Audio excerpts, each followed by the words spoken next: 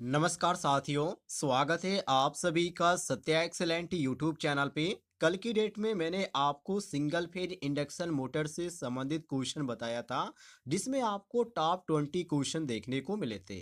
आज की डेट में आपको बताने वाले तुल्यकालिक मोटर से संबंधित क्वेश्चन अर्थात सिंक्रोनस मोटर से संबंधित आपको क्वेश्चन देखने को मिलेंगे, जो कि आईटीआई सेकेंड ईयर का ये चैप्टर है और इससे बहुत सारे क्वेश्चन भी पूछे जाते हैं।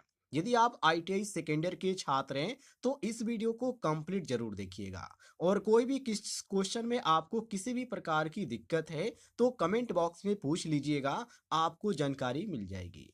पहला क्वेश्चन आप सभी के सामने है, जिसमें पूछा जा रहा है कि तुल्यकालिक मोटर को किस प्रकार शुरू किया जाता है। मतलब कि वो स्व आरंभ होता है या अलग से मोटर द्वारा होता है या डीसी मोटर द्वारा होता है या उपयुक्त सभी। ये क्वेश्चन काफी इंपॉर्टेंट है।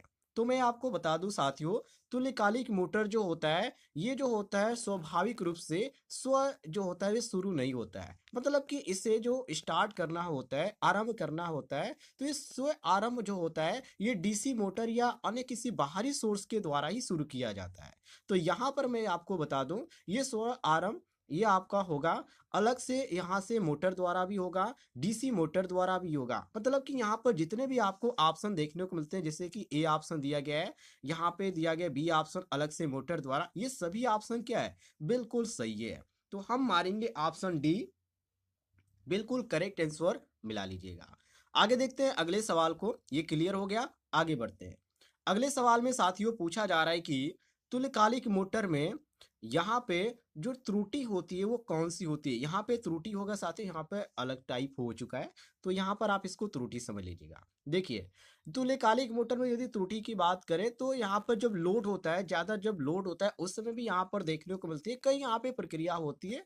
यदि परिवर्तन भी इसमें किया जाता है तो उस समय भी होती है। तो आप ऐसे कह सकते हैं कि तुल्यकालिक मोटर की जो गति होती है वो आपूर्ति जो होती है, आपूर्ति की गति और जो पोल की संख्या होती है उस पर निर्भर करती है। और लोड जो होता है साथियों ये निर्भर नहीं करता है। तो यहाँ पर जो लोड होता है वो कम भी होता है, ज्यादा होता है, जिसके कारण क्या होता है ये परिवर्तन होता रहता है। तो इसमें सबसे ज्यादा जो यहाँ पे त्रुटि होती है लोड के ही कारण होती है, जिसके कारण क्या होता है यहाँ पे इसमें त्रुटि देखने को मिलती है, तो अपरिवर्तित होती रहती है। तो हम यहाँ पे कह सकते हैं ऑप्शन में जो यहाँ पर दिया गया है, यहाँ पर आपका बी ऑप्शन, ये आपका बी ऑप्शन बिल्कुल करेक्ट आंसर हो जाता है। क्लियर हो गया साथियों, कोई भी यहाँ पर दिक्कत नहीं होना चाहिए। आगे बढ़ते हैं अगले सवाल को। देखिए, अगले सवाल में पूछा जा रहा है कि तुल्यकालिक मोटर में क्या मुख्य घटक होते हैं। वेरी वेरी इंपॉर्टेंट क्वेश्चन है। देखिए, तुल्यकालिक मोटर में क्या होता है, तुल्यकालिक मोटर में दो भाग होते हैं, आप सभी को मालूम है। तुल्यकालिक मोटर के जो मुख्य भाग होते हैं वो दो ही होते हैं। एक होता है रोटर जो कि घूमने वाला भाग होता है, और दूसरा होता है स्टेटर जो कि स्थिर भाग होता है। तो स्टेटर और मोटर आप सॉरी स्टेटर आप कह सकते हैं और रोटर कह सकते हैं। और यहाँ पर जो आपका सही ऑप्शन दिया गया है वो ऑप्शन में यहाँ पर आपको ए देखने को मिल रहा है। तो ए साथियों हमारा करेक्ट आंसर हो जाएगा। क्लियर हो गया साथियों, आगे बढ़ते हैं। अगले सवाल में यहाँ पे पूछा जा रहा है कि तुल्यकालिक मोटर में विद्युत शक्ति कारक को कैसे सुधारा जा सकता है। मतलब कि इसको सुधारने का जो उपाय है वो क्या है। तो फील्ड करंट होता है साथियों इसमें, तो फील्ड करंट बढ़ाने पर या घटाने पर इसमें क्या होगा, मोटर का जो शक्ति कारक होगा उसको हम सुधार सकते हैं। किस प्रक्रिया द्वारा, फील्ड करंट को बढ़ाकर या घटाकर। तो यहाँ पर कह सकते हैं कि डीसी फील्ड जो करंट है उसके पर हम परिवर्तित करेंगे या बढ़ा देंगे या घटा देंगे, जिसके कारण क्या होगा, इसका जो शक्ति कारक होगा वो सुधारा हो जाएगा। तो यहाँ पर आपका जो सही हो जाता है वो ऑप्शन में बी ऑप्शन दिया गया है, फील्ड जो कि डीसी फील्ड करंट बदलकर, ये आपका जो सही हो जाता है ऑप्शन नंबर बी, बिल्कुल करेक्ट आंसर। क्लियर हो गया साथियों, आगे देखते हैं। अगले सवाल में यहाँ पे पूछा जा रहा है कि तुल्यकालिक मोटर का मुख्य उपयोग क्या है। मतलब इसका जो उपयोग होता है वो कहाँ पर ज्यादातर किया जाता है। तो तुल्यकालिक मोटर का जो मुख्य उपयोग है, जहाँ पर जो इंस्टीट्यूट होता है, इंडस्ट्रीज होती है, वहां पे इसका ज्यादातर प्रयोग किया जाता है। और प्रयोग इसका इसलिए किया जाता है क्योंकि शक्ति जो कारक होता है उसको सुधारने के लिए इसका उपयोग किया जाता है। और यहाँ पर जो आपका सही ऑप्शन दिया गया है वो ऑप्शन में देख सकते हैं, यहाँ पर बी ऑप्शन दिया गया है, शक्ति कारक को यहाँ पर सुधारने के लिए। शक्ति कारक का मतलब पावर फैक्टर की बात किया जा रहा है साथियों, आप इसको ध्यान रखिएगा, आप कंफ्यूज ना हो जाइएगा।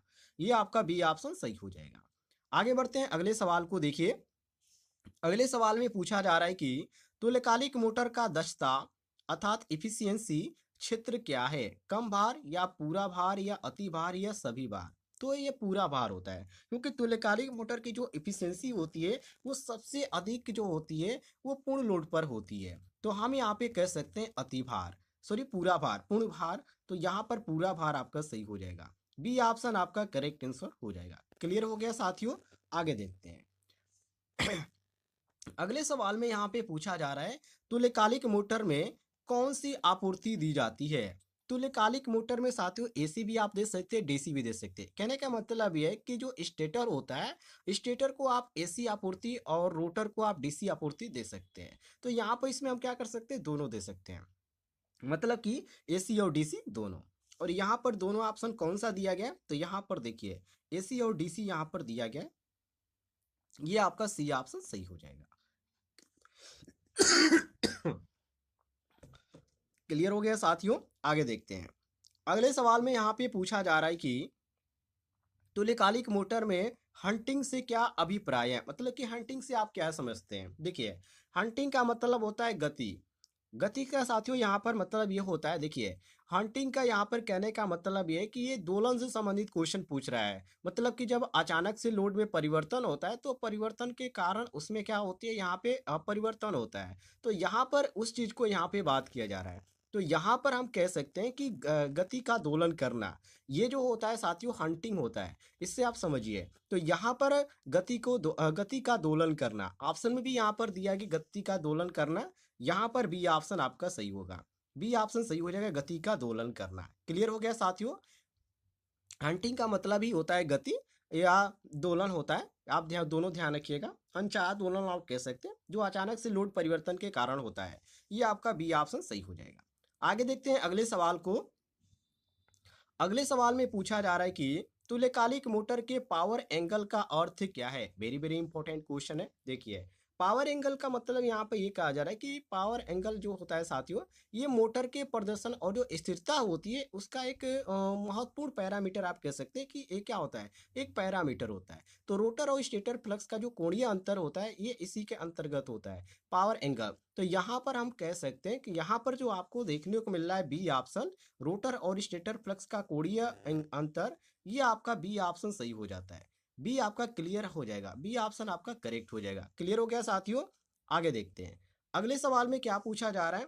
तो अगले सवाल में पूछा जा रहा है तुल्यकालिक मोटर का स्थिरता क्षेत्र क्या दर्शाता है? ये भी क्वेश्चन आपका काफी इंपॉर्टेंट है।